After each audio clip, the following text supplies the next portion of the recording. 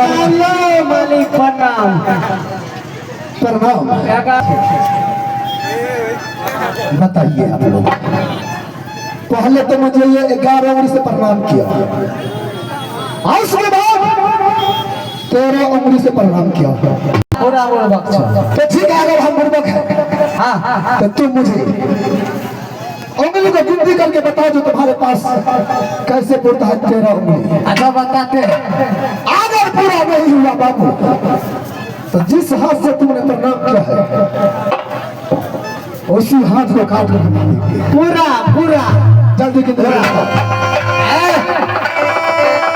मालिक।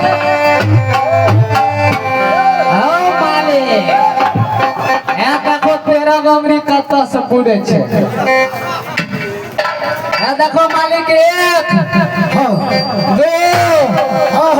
3 4 5 6 7 8 9 गिनती करते 10 11 12 13 क्या 13 कहाँ 13